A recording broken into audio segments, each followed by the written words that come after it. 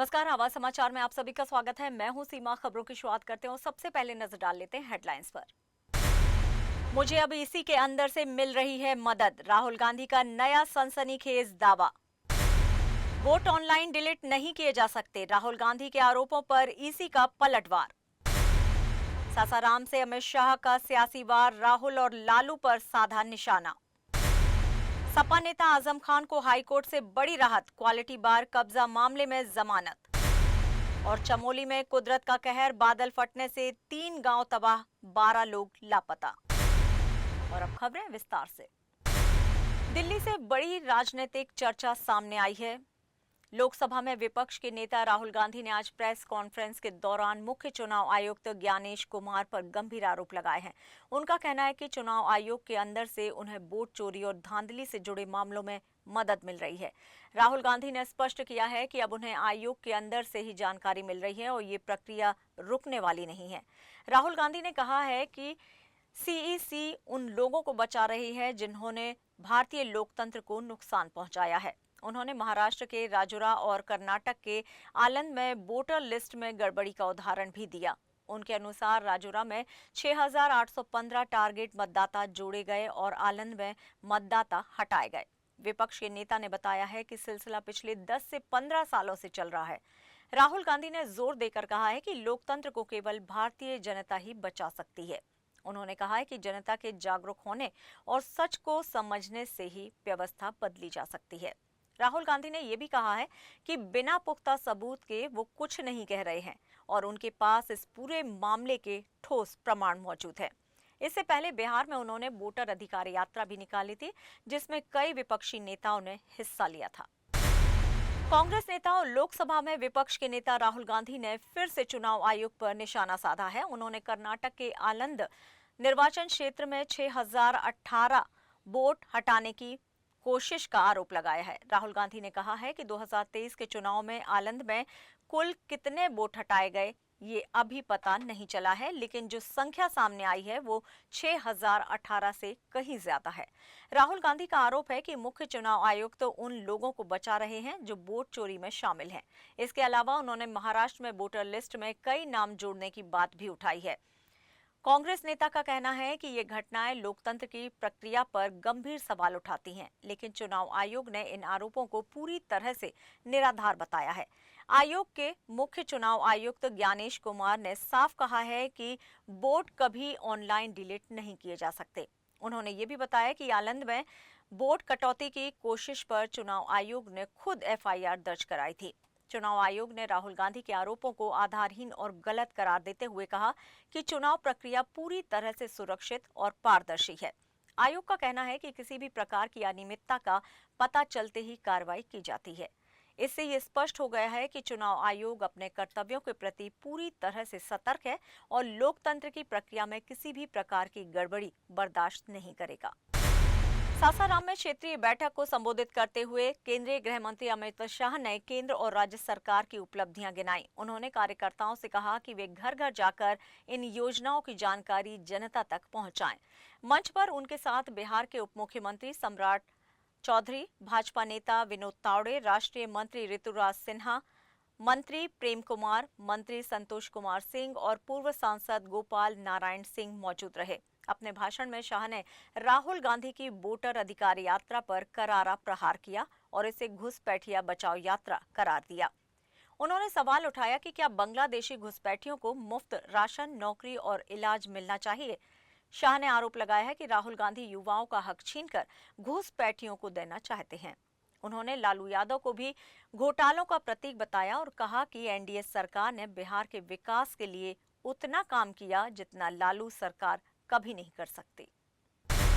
रामपुर से बड़ी खबर सामने आ रही है। सपा नेता आजम खान को क्वालिटी बार कब्जा मामले में इलाहाबाद हाई कोर्ट से राहत मिली है।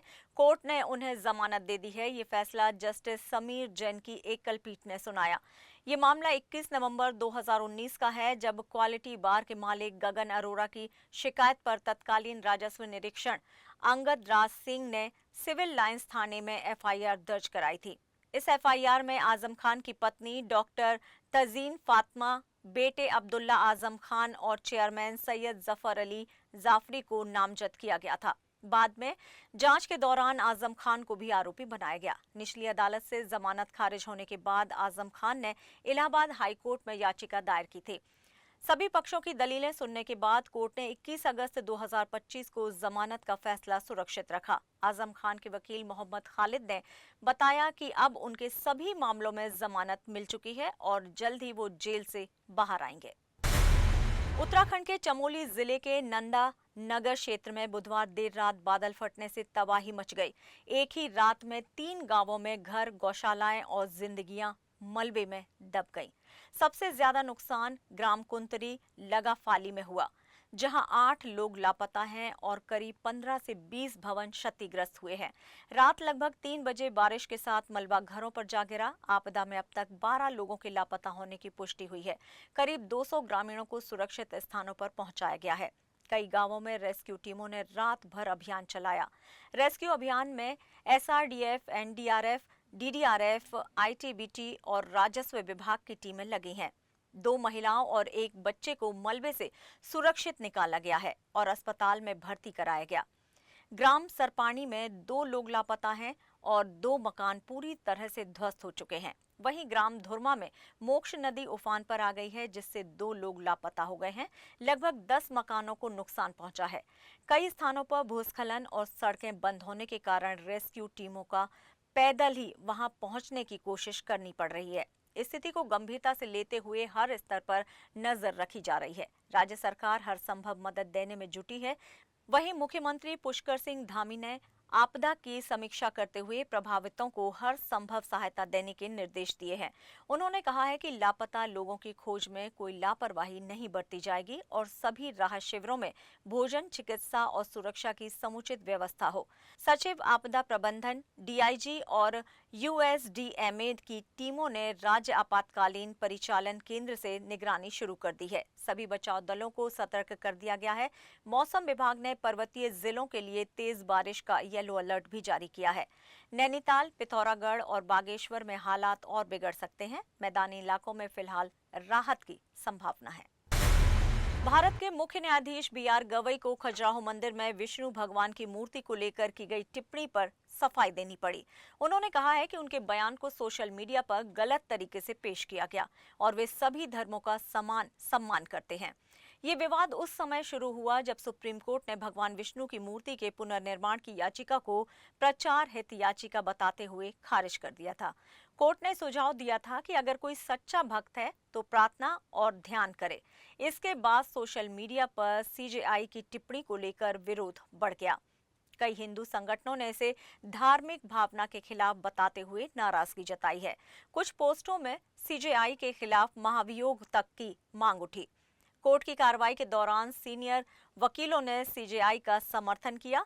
सॉलिसिटर जनरल तुषार मेहता ने कहा है कि गवई सभी धर्मों का समान सम्मान करते हैं और सोशल मीडिया हर बात का बड़ा चढ़ाकर जवाब देता है। कपिल सिब्बल ने भी सोशल मीडिया को बेकाबू घोड़ा बताते हुए न्यायपालिका पर इसके असर का चिंता जताई है। सीजेआई ने नेपाल का उदाहरण देते हुए कहा है कि ऐसी प्रतिक्रियाएं वहां भी देखी गई थी। उन्होंने स्पष्ट किया कि मंदिर से जुड़ा ये मामला पूरी तरह से भारतीय पुरातत्व सर्वेक्षण के अधिकार क्षेत्र में आता है। उन्होंने ये भी कहा है कि श्रद्धालु शिव मंदिर में जाकर पूजा कर सकते हैं, जहां खजुराहो का सबसे बड़ा शिवलिंग है। ठाणे से बड़ी खबर सामने आ रही है। यहां एकनाथ शिंदे के समर्थकों ने संजय राउत के खिलाफ विरोध प्रदर्शन किया है। युवा सेना की ओर से राउत के पोस्टर पर लगे चप्पल से पिटाई की गई और फिर उनके पुतले को आग के हवाले कर दिया गया। ये विवाद उस बयान के बाद शुरू हुआ जिसमें संजय राउत ने दिवंगत स्वर्गीय आनंद दीघे पर टिप्पणी करते हुए कहा था कि दीघे कोई नेता नहीं थे, बल्कि केवल ठाणे शाखा चला रहे थे। इस बयान के बाद शिंदे गुट में भारी नाराजगी देखने को मिली।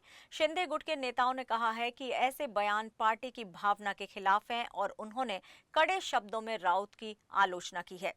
ठाणे के टेम्भी नाका पर हुए इस विरोध प्रदर्शन में समर्थकों ने न केवल राउत का पुतला जलाया, बल्कि अपना बढ़ चढ़कर आक्रोश भी व्यक्त किया।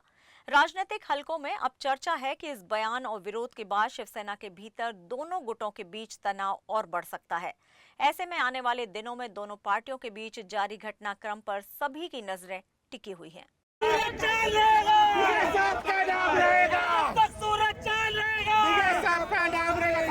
गांजा पिणाऱ्याचं करायचं काय? अरे गांजा पिणाऱ्याचं करायचं काय? एकनाथ शिंदे साहेब आगे बढ़ो, हम तुम्हारे साथ हैं. एकनाथ शिंदे साहेब आगे बढ़ो, हम तुम्हारे साथ हैं. शिवसेना! आवाज कुणाचा?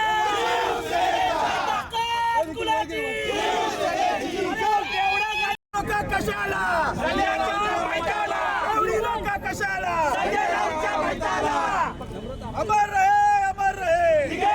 अमर रहे, अमर रहे.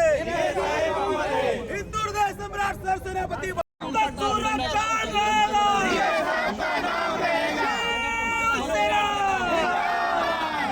शिंदे साहब आगे बढ़ो, हम तुम्हारे साथ हैं. एकनाथ शिंदे साहब आगे बढ़ो, हम तुम्हारे साथ हैं. खबरों में यहाँ लेंगे एक छोटा सा ब्रेक। आप बने रहिए आवाज समाचार के साथ।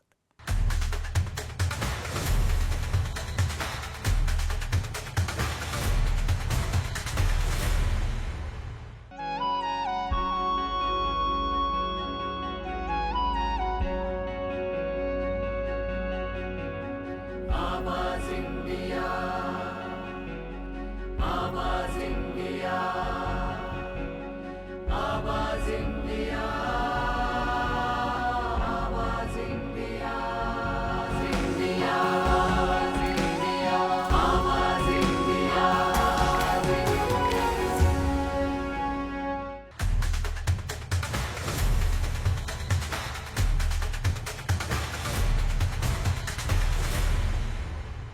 ब्रेक के बाद एक बार फिर से आप सभी का स्वागत है। बढ़ते हैं अपनी अगली खबर की ओर। दिल्ली से बड़ी खबर। राजधानी के मंदिर मार्ग इलाके में दिल्ली पुलिस की पीसीआर वैन ने एक चाय बेचने वाले को कुचल दिया। हादसा रामकृष्ण आश्रम मेट्रो स्टेशन के पास तड़के सुबह करीब 5 बजे हुआ। हादसे में 55 साल के गंगाराम तिवारी की मौके पर ही मौत हो गई। गंगाराम चलने फिरने में असमर्थ थे और सड़क किनारे चाय बेचकर परिवार का गुजारा करते थे। चश्मदीदों का कहना है कि पीसीआर वैन में सवार पुलिसकर्मी नशे में थे। यहां तक कि एक चश्मदीद ने आरोप लगाया है कि घटना के बाद पुलिस वालों ने वैन से शराब की बोतलें निकाली और विरोध करने पर उस पर बंदूक भी तान दी। हादसे की सूचना मिलते ही मौके पर दिल्ली पुलिस और क्राइम ब्रांच की टीम पहुंची। शुरुआती जांच में सामने आया है कि वैन के ड्राइवर से गलती से एक्सीलेटर दब गया, जिसके बाद गाड़ी सीधे सड़क किनारे बैठे गंगाराम के ऊपर जा चढ़ी। नई दिल्ली जिले के एडिशनल डीसीपी ने इस घटना को दुर्भाग्यपूर्ण बताते हुए कहा है कि दोषियों पर कानून के अनुसार सख्त कार्रवाई की जाएगी। दोनों पुलिसकर्मियों को फिलहाल सस्पेंड कर दिया गया है। मृतक के परिजनों को मुआवजे और हर संभव मदद का आश्वासन दिया गया है।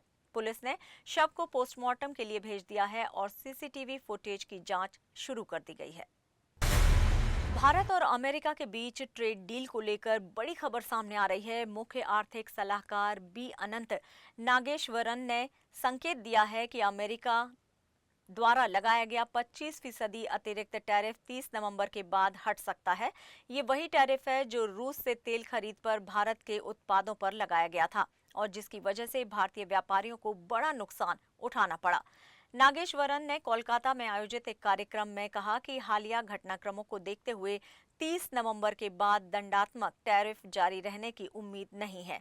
बता दें कि 16 सितंबर को भारत और अमेरिका के बीच ट्रेड डील पर हुई बातचीत भी सकारात्मक रही थी। ऐसे में अब उम्मीद जताई जा रही है कि भारत अमेरिका के बीच व्यापार विवाद का समाधान निकलेगा और भारतीय निर्यातकों को बड़ी राहत मिलेगी। आज लेबनान से आई खबर ने इजराइल की सुरक्षा को राहत दी है। इजरायली सेना ने आईडीएफ ने अपने एक बड़े दुश्मन को ढेर कर दिया है। हुसैन साइफो शरीफ, जो सीरिया से इजराइल तक हथियार सप्लाई करने वाला वरिष्ठ नेटवर्क डीलर था, अब इस दुनिया में नहीं है। शरीफ का नेटवर्क हमास और हिजबुल्लाह जैसे संगठनों को हथियार और फंडिंग मुहैया करा रहा था। यही नेटवर्क इजराइल के खिलाफ आतंकवादी हमलों की साजिश भी रच रहा था। बेलबेक क्षेत्र में आईडीएफ से सटीक निशाने से ऑपरेशन कर शरीफ को खत्म कर दिया। विशेषज्ञों का कहना है कि इस कार्रवाई से इजराइल में संभावित आतंकवादी हमलों की संभावना कम हुई है। यह ऑपरेशन उन सभी नेटवर्क्स के खिलाफ एक स्पष्ट संदेश भी है जो इजराइल में हिंसा और अस्थिरता फैलाने का प्रयास कर रहे थे। इजराइल की इस कार्रवाई से क्षेत्र में सुरक्षा के नए संकेत मिल रहे हैं और ये साबित करता है कि आतंकवाद के खिलाफ उनकी सतर्कता किसी भी कीमत पर कम नहीं होने वाली। दिल्ली उच्च न्यायालय ने जॉली LLB 3 की पायरेसी रोकने के लिए सख्त कदम उठाते हुए 20 से ज्यादा वेबसाइटों को ब्लॉक करने का आदेश दिया है। कोर्ट ने इंटरनेट कंपनियों को निर्देश दिया है कि फिल्म के 19 सितंबर 2025 को रिलीज होने से पहले इन वेबसाइटों को बंद किया जाए। डोमेन होस्टिंग कंपनियों को 72 घंटे के भीतर इन साइट्स को ब्लॉक करना होगा और 2 हफ्ते में इनके मालिकों का पूरा विवरण अदालत में जमा करना होगा। अदालत ने कहा है कि पायरेसी फिल्म इंडस्ट्री को भारी नुकसान पहुंचाती है और इसे किसी भी सूरत में प्रोत्साहित नहीं किया जा सकता। ये फैसला फिल्म निर्माताओं के हित की रक्षा और डिजिटल अधिकारों को सुरक्षित रखने के लिहाज से अहम माना जा रहा है। आपको बता दें कि जॉली LLB 3 में अक्षय कुमार एक बार फिर वकील जगदीश्वर मिश्रा की भूमिका में नजर आएंगे, जबकि अरशद वारसी भी OG जॉली के रूप में वापसी कर रहे हैं। फिल्म में सौरभ शुक्ला भी अपने चर्चित किरदार जज त्रिपाठी के रूप में दिखाई देंगे, जो तीनों फिल्म में बने रहे हैं। ये पहली बार है जब फिल्म के सभी मूल कलाकारों को तीसरी किश्त में भी बरकरार रखा गया है। फिल्म के ट्रेलर को दर्शकों से अच्छी प्रतिक्रिया मिली और इसकी रिलीज को लेकर काफी उत्सुकता है। जॉली LLB 3 का मुकाबला अनुराग कश्यप की निशाचनी से होगा, जिसमें बाला साहेब ठाकरे के पोते ऐश्वर्या ठाकरे अपने अभिनय करियर की शुरुआत कर रहे हैं। हॉरर फिल्मों का इतिहास डर और सस्पेंस से भरा है, लेकिन 1973 में रिलीज हुई एक फिल्म ने पूरी दुनिया को हिलाकर रख दिया। ये है दुनिया की सबसे डरावनी और शापित फिल्म द एक्सॉर्सिस्ट। फिल्म की कहानी एक मासूम बच्ची पर बुरी आत्मा के कब्जे की है। उसकी माँ, जो खुद अभिनेत्री है, अपनी बेटी को बचाने के लिए पादरी की मदद लेती है। हर सीन इतना खौफनाक है कि इसे अकेले देखना किसी के लिए आसान नहीं। इसके डराने वाले दृश्यों ने कई लोगों को सदमा दे दिया और कई दर्शकों को तो हार्ट अटैक तक आ गया। इस फिल्म ने केवल डर ही नहीं फैलाया, बल्कि इतिहास भी रच दिया है। आयरलैंड, इंग्लैंड और स्कॉटलैंड जैसे देशों में इसे बैन कर दिया गया। फिल्म की शूटिंग के दौरान कई अजीब घटनाएं भी घटी।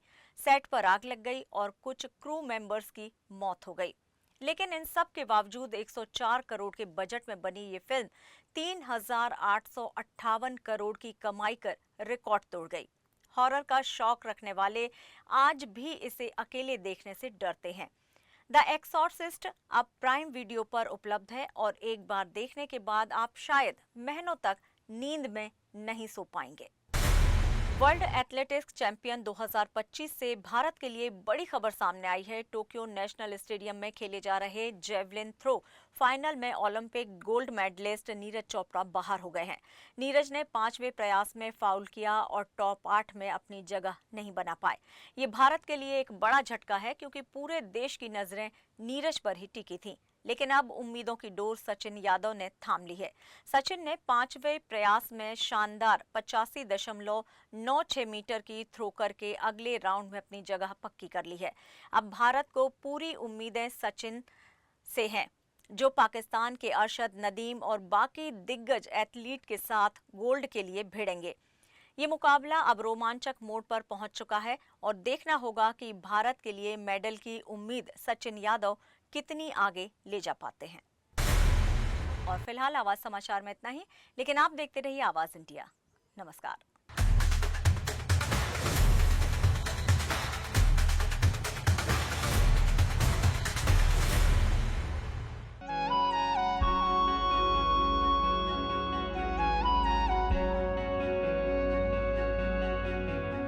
आवाज इंडिया।